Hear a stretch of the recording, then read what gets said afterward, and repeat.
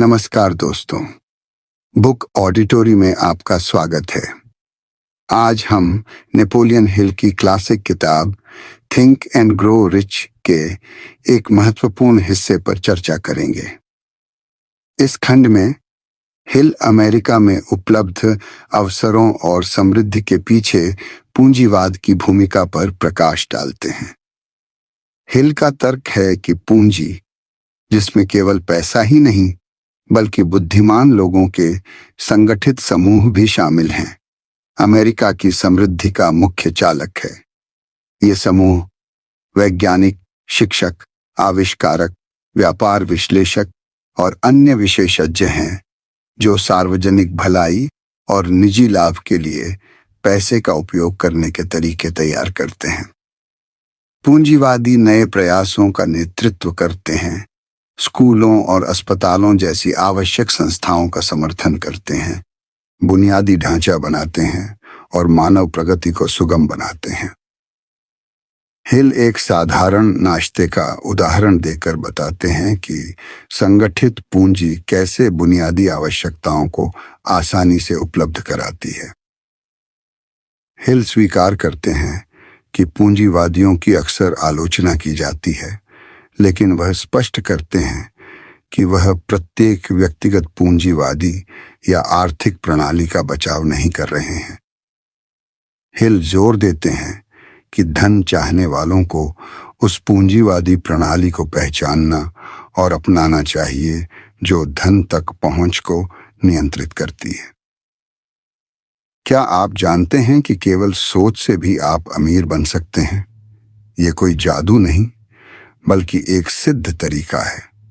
यह तरीका अपनाया था एडविन सी बार्न्स ने, जिन्होंने थॉमस एडिसन के साथ साझेदारी करने का सपना देखा था।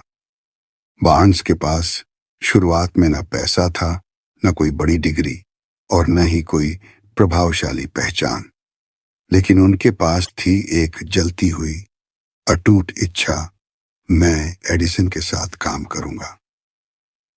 यह सपना आसान नहीं था। उन्हें एडिसन का परिचय नहीं था और उनके पास न्यू जर्सी तक जाने के लिए पर्याप्त पैसे भी नहीं थे।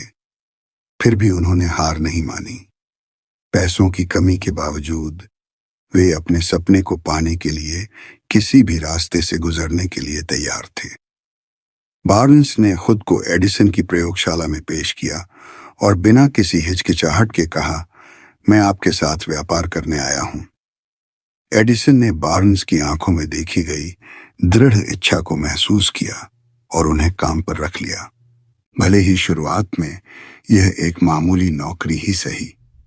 बार्न्स ने इस नौकरी को एक अवसर समझा और अपने सपने को आगे बढ़ाने के लिए कड़ी मेहनत की।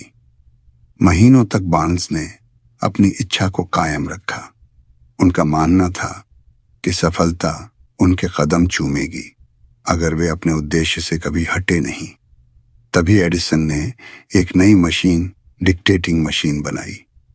अधिकांश लोग इसे बेचना चाहते नहीं थे, लेकिन बार्न्स ने इसमें सुनहरा अवसर देखा।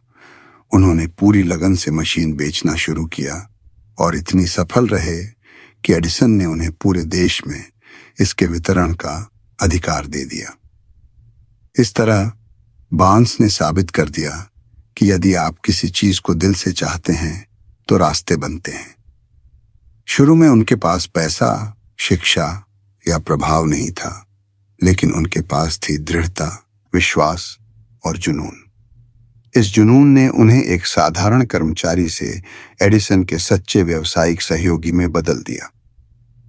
सोचिए, अगर आप भी अपने लक्ष्य के प्रति इतने अडिग हो जाएं कि हार मान लेना आपके बस की बात ना हो, तो आपके सपने भी हकीकत में बदल सकते हैं। यही है सोचकर अमीर बनने का असली रहस्य। हमें उम्मीद है कि यह सारांश आपके लिए उपयोगी था। बुक ऑडिटरी को सब्सक्राइब करना न भूलें और हमारे अगले वीडियो के लिए बने रहें।